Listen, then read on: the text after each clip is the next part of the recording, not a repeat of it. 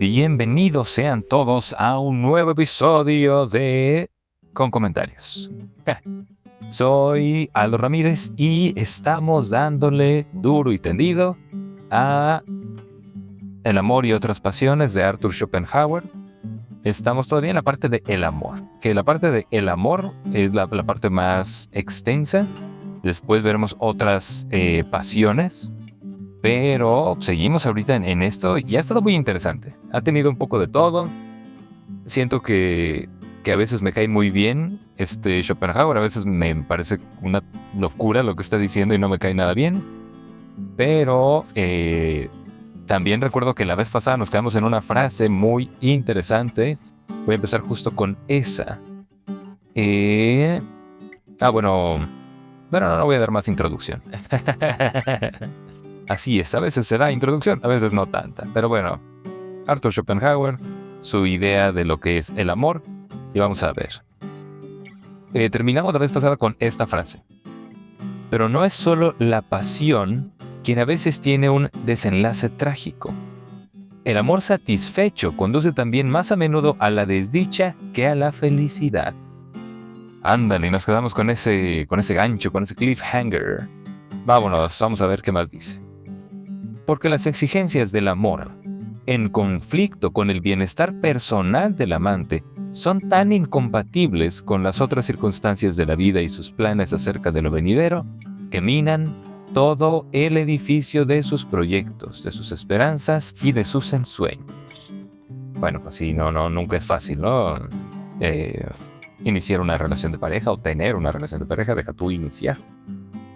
Veamos qué más dice. El amor no solo está en contradicción con las relaciones sociales, sino que a menudo también lo está con la naturaleza íntima del individuo, cuando se fija en personas que, fuera de las relaciones sexuales, serían odiadas por su amante, menospreciadas y hasta aborrecidas. Esto sí recuerdo, lo mencionó antes y me pareció como muy raro. O sea, tal vez no he vivido tanto, o tal vez no he leído suficientes novelas románticas, pero como que me parece ilógico que dos personas se odien, pero que exista un deseo sexual así como tan fuerte que de pronto digan vamos a tener un hijo.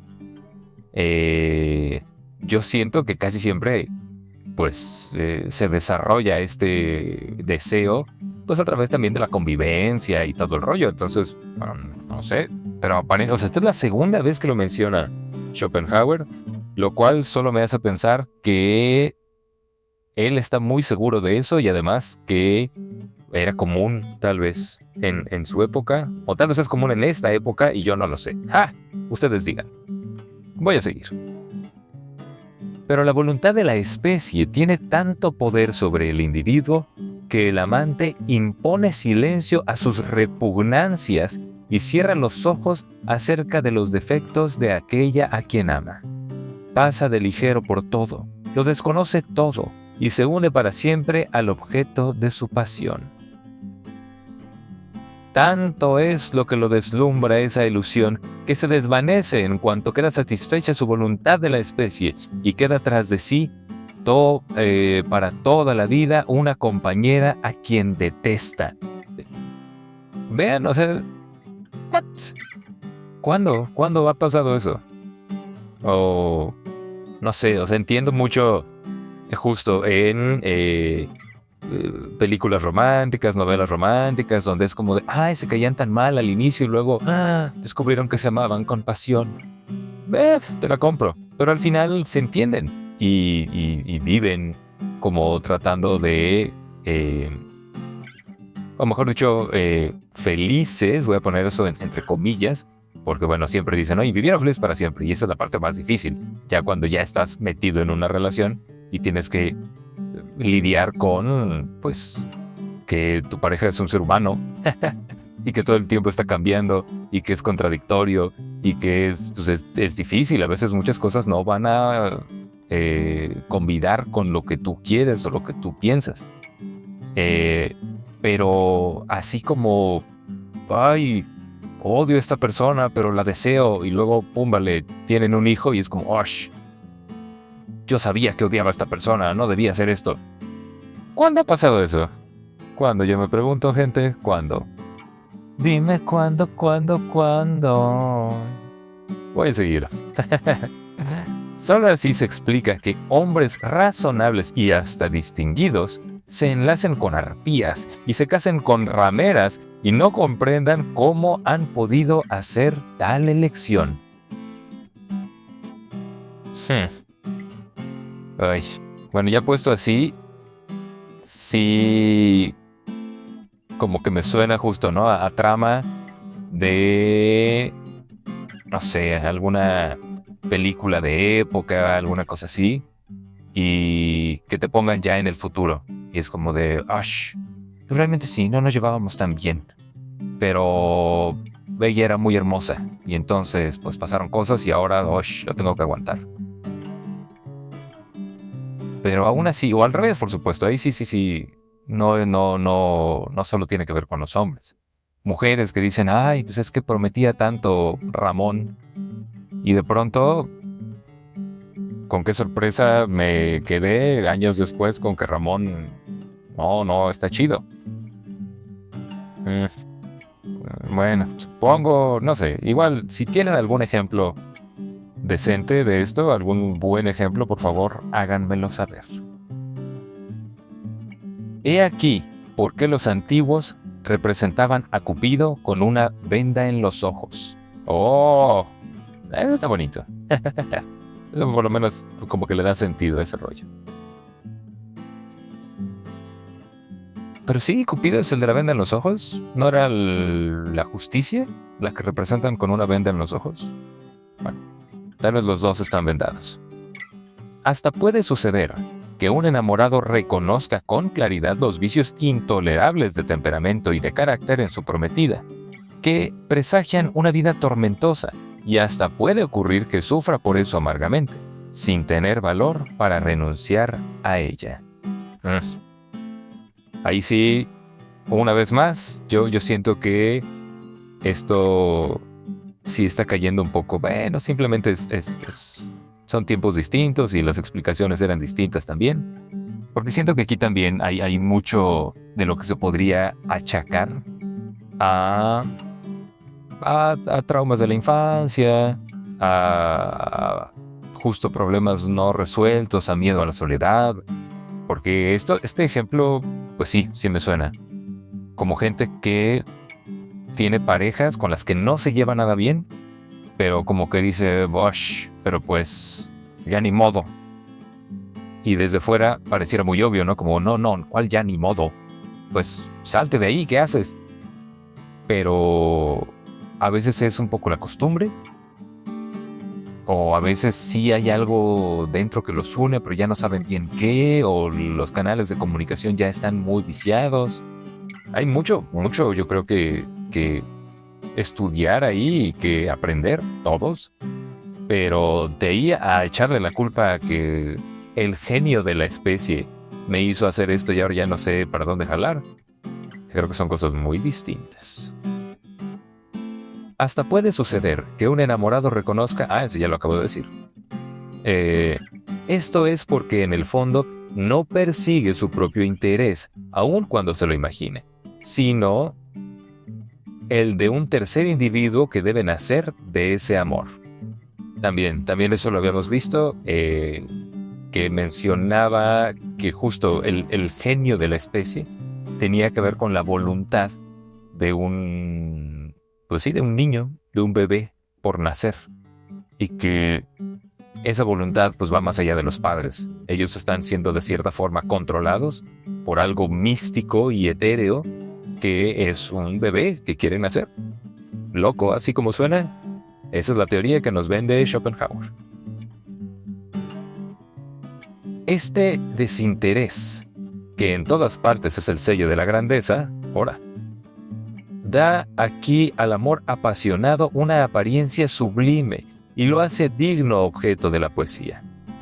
Por último, acontece que el amor se concilia con el odio más violento al ser amado. Y por eso lo compara Platón al amor de los lobos a las ovejas. What? Por último, acontece que el amor se concilia con el odio más violento al ser amado. Y por eso lo compara Platón al amor de los lobos a las ovejas. Pues no sé, yo creo que tiene que ver más con falta de comunicación. Yo le echo mucho la culpa a la falta de comunicación. Eso sí lo he vivido, para que vean. Y creo que cuando uno no se comunica y no es honesto con lo que quiere y con lo que siente, esas cosas se van guardando y se genera un rencor. Y ese rencor, sí, a veces es como, ay, es que te odio. Digo, tal vez no tanto, pero por lo menos sí, como crece muchísimo porque no se hablan las cosas, porque no se dice la verdad.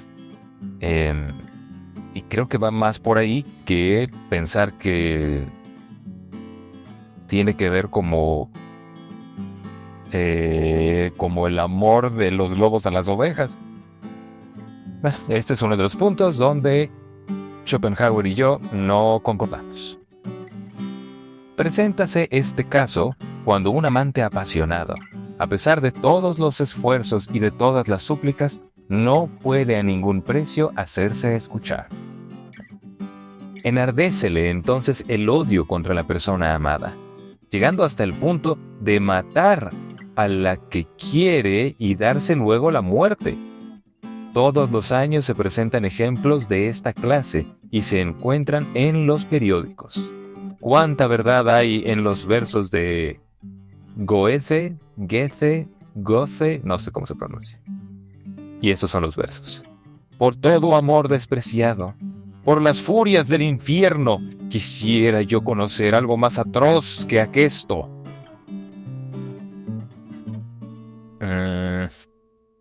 Híjole.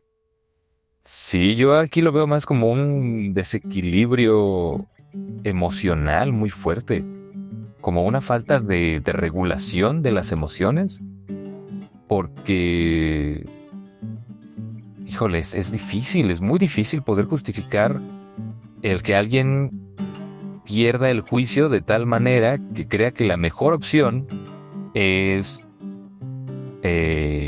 matar a su pareja y luego matarse él o ella. Que hay algo me dice también, vivimos en México.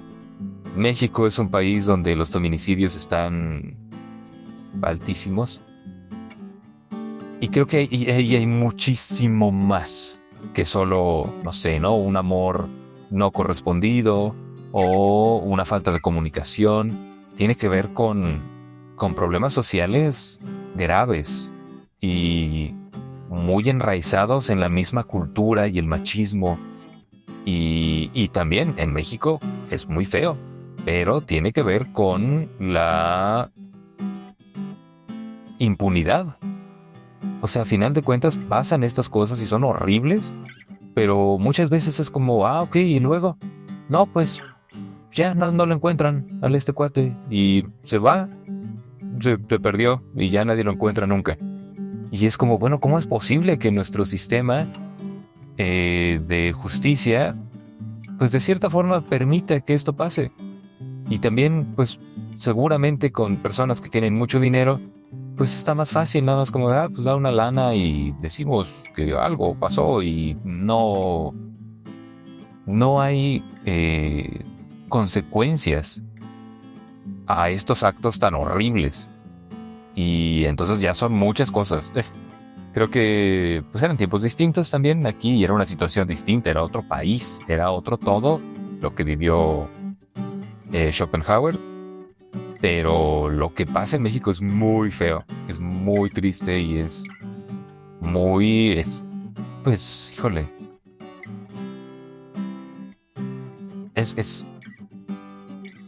enoja mucho, da mucha rabia. O sea, ¿cómo es posible que pasen estas cosas y que luego nadie supo y luego simplemente pues el sistema no funciona bien? Entonces, pues ya, no hay Ni hay ni habrá justicia porque no la vamos a buscar. Yash. Ok. Ay, qué raro. No creí que fuéramos a acabar en esta clase de temas. Continúo. Cuando un amante trata de crueldad, la esquivez de su amada, o el gusto de ella en hacerlo sufrir, esto no es verdaderamente una hipérbole. Hállase, en efecto, bajo la influencia de una inclinación que, análoga al instinto de los insectos, lo obliga, a despecho de la razón, a perseguir en absoluto sus fines y descuidar todo lo demás. Más de un Petrarca ha tenido que arrastrar sin esperanza su amor a lo largo de toda su vida, como una cadena de hierro en los pies, y exhalar sus suspiros en la soledad de los bosques. Pero no ha habido más que un Petrarca dotado al mismo tiempo del don de la poesía. A él se aplican los hermosos versos de Goethe, alguien ayúdeme por favor. Y cuando el hombre en su dolor se calla, me ha dado un Dios que exprese cuánto sufro. Pues no sé quién es este Petrarca. El genio de la especie está siempre en guerra con los genios protectores de los individuos. Es su perseguidor y su enemigo, siempre dispuesto a destruir sin cuartel la felicidad personal para lograr sus fines.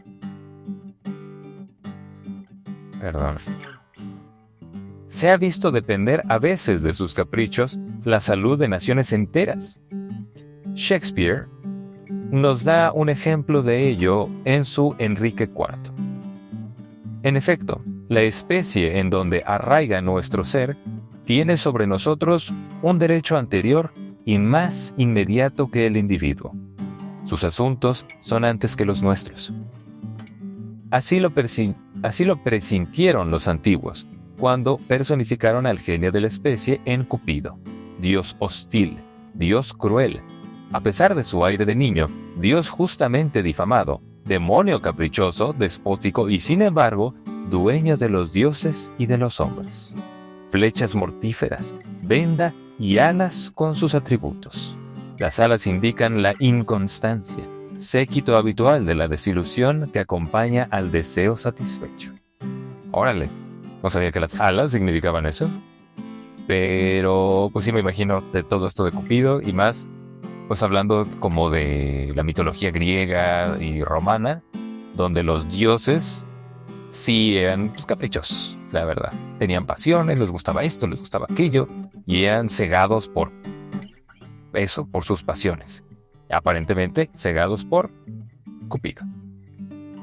En efecto, como la pasión se funda en una ilusión de felicidad personal, en provecho de la especie, una vez pagado a ésta el tributo, al decrecer la ilusión tiene que disiparse. El genio de la especie, que había tomado posesión del individuo, lo abandona de nuevo a su libertad.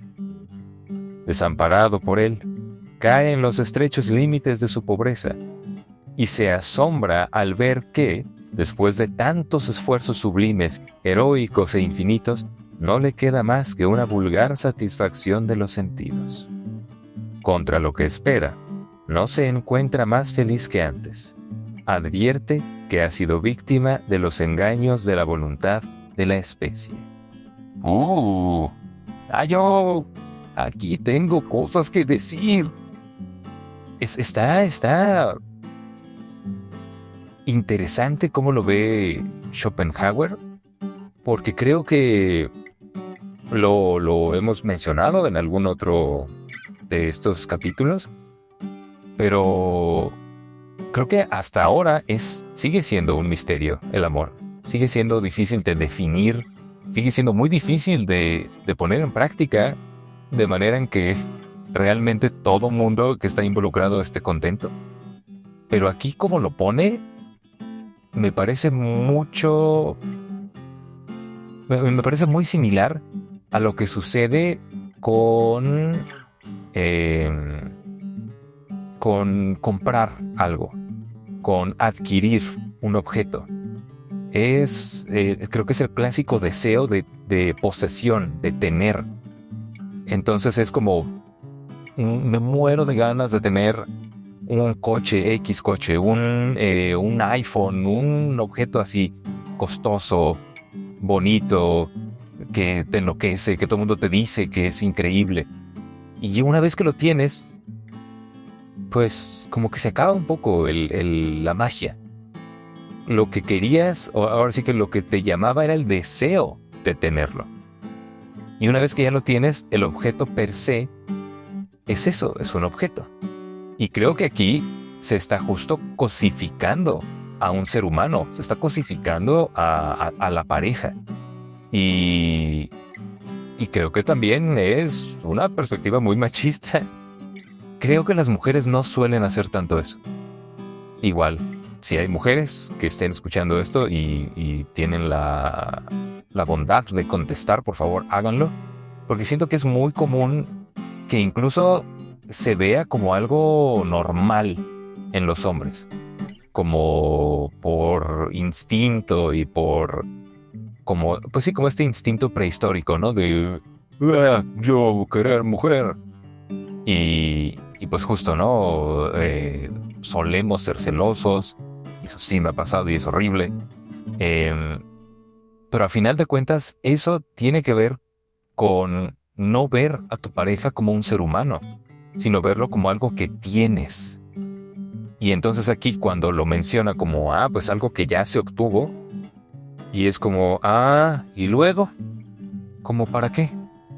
Creo que tiene mucho que ver con eso, con esa, no sé si llamarlo confusión, o tal vez esa malinterpretación de lo que es el amor y de lo que es formar un vínculo más allá de poseer algo. Y Schopenhauer claramente no hace esa distinción. Desde el inicio sabíamos, desde el principio, que habla solo del amor como el vehículo para la procreación. Pues más o menos sabíamos que para allá iba. Pero creo que vale la pena retomar estas ideas y replantearlas desde el punto de vista de la no cosificación y de el buscar generar vínculos, no tener parejas, sino generar un vínculo real con una persona, con todo lo que conlleva, que no es fácil, que la comunicación siempre es complicada porque todos hablamos un lenguaje diferente, a veces no nos entendemos nosotros mismos. Ahora trata de entender lo que la otra persona dice, de lo que ella misma cree saber, cree entender. Es complicado. Pero pues es la vida. Y somos seres gregarios, somos seres sociales. Y yo creo que a todos nos encanta sentirnos amados y amar. Entonces, qué difícil, qué complicado. Algo que además como que por todos lados nos bombardean de que esto es lo mejor. Es lo más padre tener a tu pareja, tu novio, tu novia, tu esposo, tu esposa. Y sabes que es difícil, pero aún así como que no, siento que no está muy claro qué es siquiera el amor. En eso creo que Schopenhauer sí hace un buen trabajo, él lo define muy bien. Es el medio para que un nuevo ser nazca. Punto.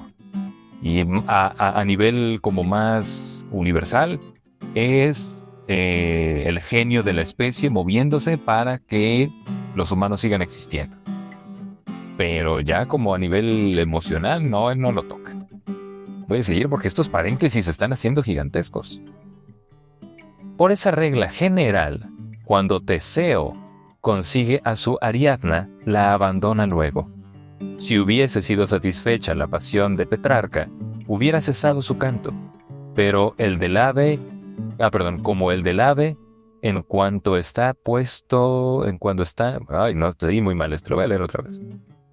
Si hubiese sido satisfecha la pasión de Petrarca, hubiera cesado su canto como el del ave en cuanto están puestos los huevos en el nido. Ok. Notemos al paso que mi metafísica del amor desagradará sin duda a los enamorados que se han dejado coger en el garlito. No sé bien qué significa eso, pero creo que yo soy de los que me he dejado coger en el garlito.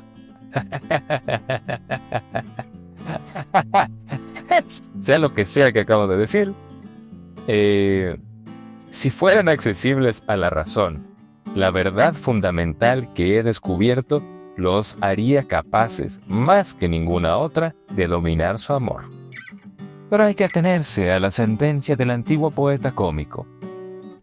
Y esto sí no lo leí, me está metiendo aquí una frase en latín.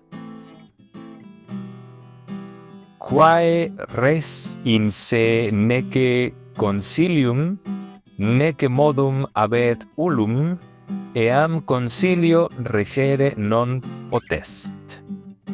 No tengo ni idea. Los matrimonios por amor se conciertan en interés de la especie y no en provecho del individuo. Verdad es que los individuos se imaginan que trabajar por su propia dicha, por el verdadero fin... Verdad es que los individuos se imaginan que trabajan por su propia dicha, pero el verdadero fin les es extraño a ellos mismos, puesto que no es más que la procreación de un ser que solo por ellos es posible. Muy amable, volvió a definir lo que él propone como el amor. Obedeciendo uno y otro al mismo impulso, naturalmente deben tratar de estar en el mejor acuerdo que puedan. Pero muy a menudo, gracias a la ilusión instintiva, que es la esencia del amor, la pareja así formada se encuentra en todo lo demás en el desacuerdo más ruidoso. Bien se ve esto en cuanto la ilusión se ha desvanecido fatalmente. Ocurre entonces que, por lo regular, son bastante desgraciados los matrimonios por amor, porque aseguran la felicidad de la generación venidera a expensas de la generación actual. Quien se casa por amores ha de vivir con dolores, dice el proverbio español. Lo contrario sucede en los matrimonios de conveniencia, concertados la mayor parte de las veces según elección de los padres. Las consideraciones que determinan esta clase de enlaces, cualquiera que pueda ser la naturaleza de ellos, al menos tiene alguna realidad, y no pueden desaparecer por sí mismas. Estas consideraciones son capaces de asegurar la aventura de los esposos, pero a expensas de los hijos que deban nacer de ellos, y aún así es problemática esa felicidad. Aquí nos dice como que ninguno de los dos es una gran opción. El hombre que al casarse se preocupa más del dinero que de su inclinación, vive más para el individuo que para la especie, lo cual es en absoluto opuesto a la verdad, a la naturaleza, y merece cierto menosprecio. Vaya. Mira, anticapitalista en algunas cosas. Una joven soltera, desde aquí siento que va a ser una locura. Una joven soltera que, a pesar de los consejos de sus padres, rehúsa la mano de un hombre rico y joven aún y rechaza todas las consideraciones de conveniencia para elegir según su gusto instintivo, hace en aras de la especie el sacrificio de su felicidad individual. Qué chido decir, si quieres ser feliz, pues consíguete un sugar daddy. Pero si le quieres jugar al romántico, pues sigue el instinto de la especie y cásate por amor. Pero precisamente a causa de eso, no puede negársele cierta aprobación, porque ha preferido lo que más importa y obra según el sentir de la naturaleza, o de la especie, hablando con mayor exactitud, al paso que los padres la aconsejan en el sentir del egoísmo individual. Parece, pues, que al concertarse una boda, es preciso sacrificar los intereses de la especie o los del individuo. La mayor parte de las veces así sucede. Tan raro es ver las conveniencias y la pasión ir juntas de la mano. Bueno, pues sí, ¿no? Es lo mismo que yo creo que se vive en este momento en todo el mundo, que tiene que ver con que ¿cómo se llaman estas cosas? Los divorcios son la cosa más común del mundo y los matrimonios felices son una clara minoría. La miserable constitución física, moral o intelectual de la mayoría de los hombres proviene sin duda, en gran manera, de que por lo general se conciertan los matrimonios, no por pura elección o simpatía, sino por toda clase de consideraciones exteriores y conforme a circunstancias accidentales. Cuando al mismo tiempo que las conveniencias se respeta hasta cierto punto la inclinación, resulta una especie de transacción con el genio de la especie. Así de, pues mira, tú cedes un poquito acá, yo cedo un poquito allá, y ¿cómo ves? Ay, no nos falta tanto, ¿eh? Solo voy a seguir una paginita más. En el siguiente capítulo ya acabamos. Muy bien. Perdón. Ya se sabe que son muy escasos los matrimonios felices, porque la esencia del matrimonio es tener como principal objetivo no la generación actual, sino la generación futura. Sin embargo, para consuelo de las naturalezas tiernas y amantes, añadamos que el amor apasionado se asocia a veces con un sentimiento del todo diferente. Me refiero a la amistad, que se funda en el acuerdo de los caracteres, pero que no se declara hasta que el amor se extingue con el goce. ¡Ah! ¡Qué chido! ¡Wow! O sea, me gusta que le dé peso a la amistad, porque yo siento que es súper importante en una relación de pareja, pero me parece muy chistoso cómo lo ve él. Para él es como, primero, el amor apasionado que va a generar un bebé. Después, ya que se acaba eso, pues ya tal vez sean compas, tal vez sí se lleven bien y sean amigos. No antes. Primero, a lo que van, lo que la especie quiere. Luego ya se verá lo demás. El acorde de las cualidades complementarias, morales, intelectuales y físicas necesario desde el punto de vista de la generación futura para hacer que nazca el amor, puede también, por una especie de oposición concordante de temperamentos y caracteres, producir la amistad desde el punto de vista de los mismos individuos. Toda esta metafísica del amor que acabo de desarrollar aquí se enlaza íntimamente con mi metafísica en general. Y he aquí cómo la ilumina con nueva luz. ¡Ay, esto va a ser padre!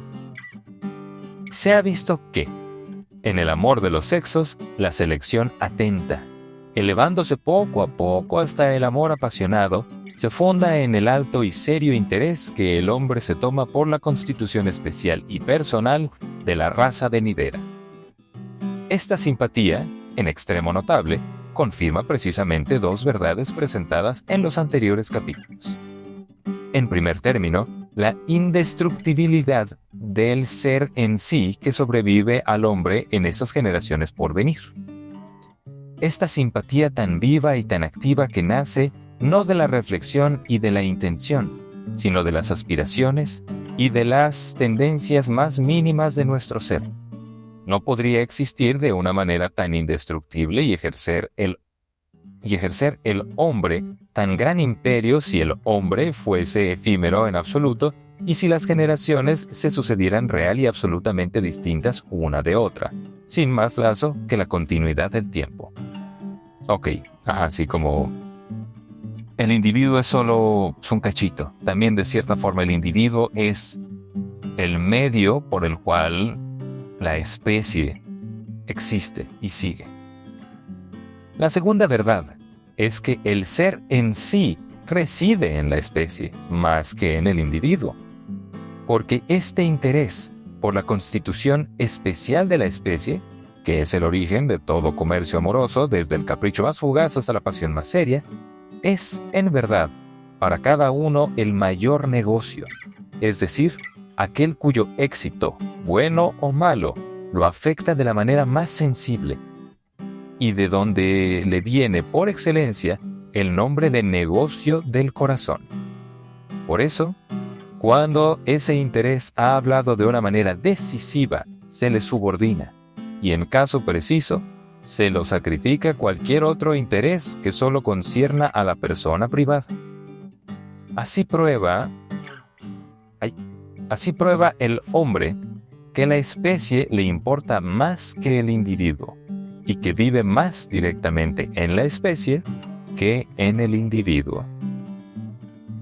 Pues o sea, sí tiene sentido lo que dice. Y tiene también que ver con esto que mencionábamos del gen egoísta.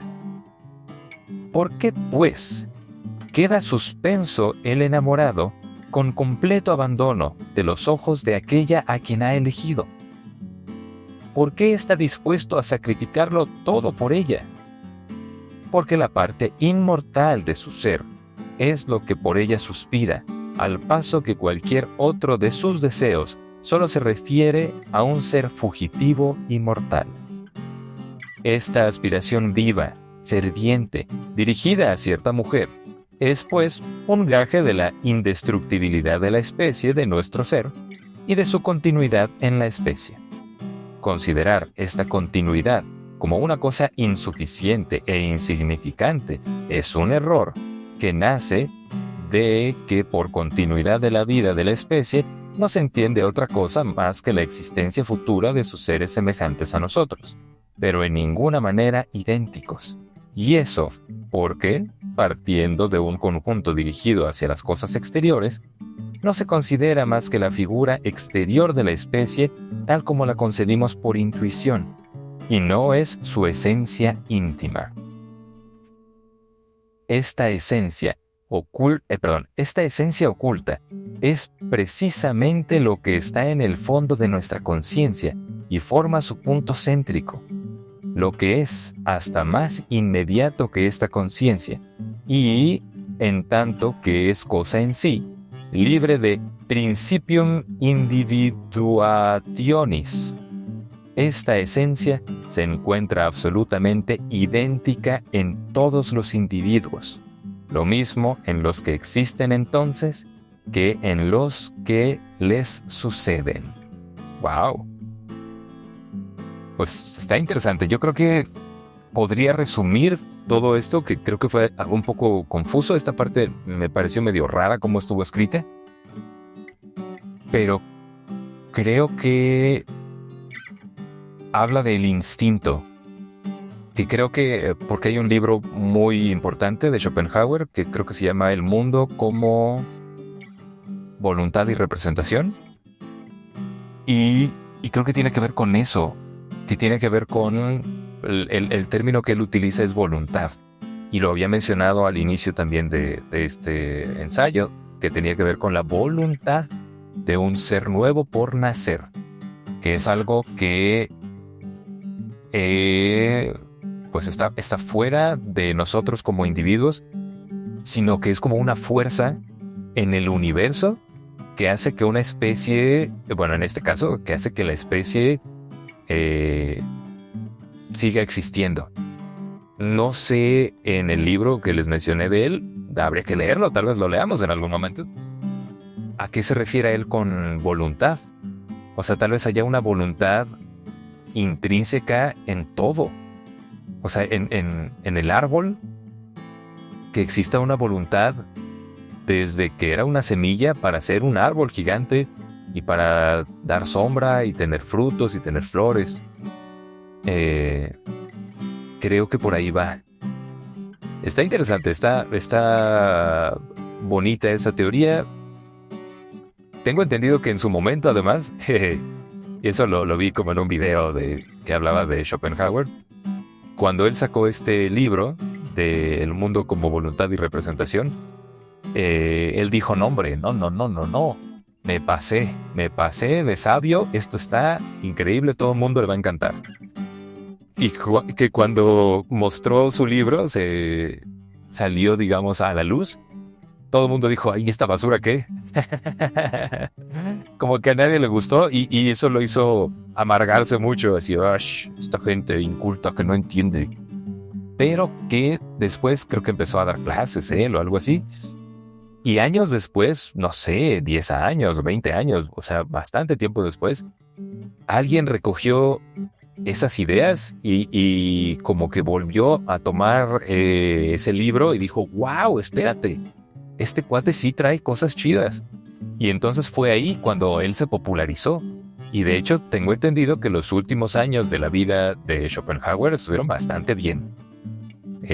No le fue tan bien de inicio, pero conforme pasó el tiempo fue volviéndose cada vez más popular, más querido por la gente, más respetado. Entonces, pues bien por el Arturito. Pues muy bien, mi gente bonita, hoy lo vamos a cerrar aquí. Estuvo más cortito el capítulo de hoy, fueron 40 minutos. Y pues yo creo que ya el siguiente acabamos. Sí, ya nos falta muy poquito. De hecho, probablemente acabemos ese y empecemos con alguno de los otros, alguna de las otras pasiones, porque también son cortas. Entonces, pues le vamos a dar a eso la siguiente semana. Mientras tanto, cuídense todos, ya se la saben. Los quiero mucho, les mando un gran abrazo a todos. Soy Aldo Ramírez, esto fue Con Comentarios. Y si tienen comentarios, por favor, déjenlos en la parte de abajo.